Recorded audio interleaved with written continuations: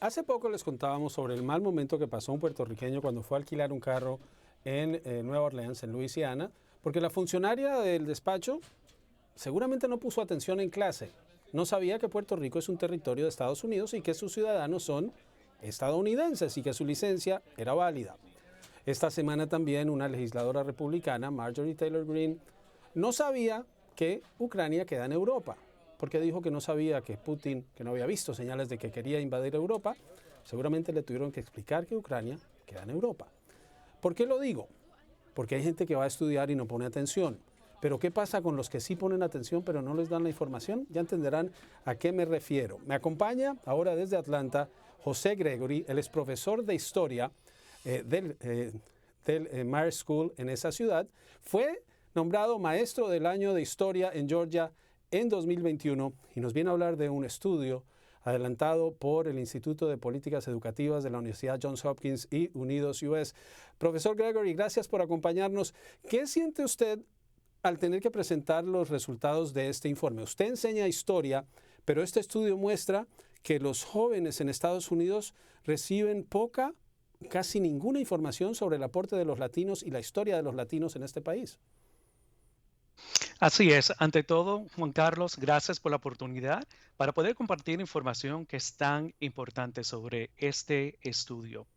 Como habías mencionado, el ejemplo del puertorriqueño que le pidieron el pasaporte, yo soy de Puerto Rico y me crié en este país y me sorprende cuántas personas no saben que somos parte de los Estados Unidos y que somos ciudadanos desde 1917.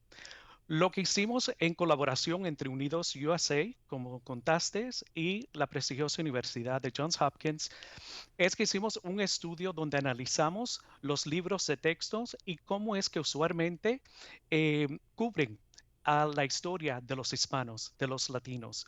Y lo que hemos encontrado es que usualmente no nos cubren. Y si nos cubren, lo hacen de una manera muy limitada, de una manera en la cual nos pintan como las víctimas o solamente la narrativa de la opresión, en vez de poner más balance y hablar sobre los pioneros, sobre los triunfos y las personas que eh, han sido exitosas en la política, en el arte y en los deportes. Cuando uno ve la historia de Estados Unidos y la conoce, la estudia, ve que la historia de Texas es muy distinta, la de California es muy distinta, la de Puerto Rico es muy distinta, pero lo que ustedes encontraron en el estudio es que de lo que se destaca en las últimas décadas es la llegada de Sonia Sotomayor a la Corte Suprema, pero no mucho más. ¿A qué se debe esto? ¿A que no hay latinos participando en la redacción de estos libros de texto, a profesores como usted que incluyan parte de esa historia que deben conocer los muchachos, no solo los latinos, sino todos? Así es, creo que ese es parte del problema y también necesitamos que los padres se involucren más en sus escuelas y en los distritos escolares para que haya más representación. Nuestro argumento es que la historia de los latinos es parte de esa gran nación. Nosotros hemos estado aquí incluso desde mucho antes que esa nación se hubiese establecido como una nación soberana e independiente. Muchos deben de reconocer que fue España quien creó el primer asentamiento en lo que se convirtiera Estados Unidos, en San Agustín. Y nosotros lo que estamos pidiendo es que seamos incluidos, porque lo que vemos es que cuando sí hay representación de los grupos en este país, el desempeño académico es mucho mejor. Y todos los estudiantes se benefician de eso, no solamente sería en este caso los latinos, sino que al presentarle perspectivas diferentes, creo que es algo que va a ayudar a todos los estudiantes, no importa su origen. Como profesor, como alguien que se dedica a enseñar la historia de Estados Unidos, eh, ¿cuál sería la lección que usted cree los padres deben transmitirle a sus hijos y deben presionar en las escuelas? ¿Por dónde se deben meter para que esto cambie y para que se entienda que este país tiene unas bases latinas muy importantes? Bueno, lo primero sería que esa información es empoderante y sus hijos se van a beneficiar muchísimo. Creo que hay dos partes en particular donde debemos hacer hincapié. Lo primero serían los casos legales.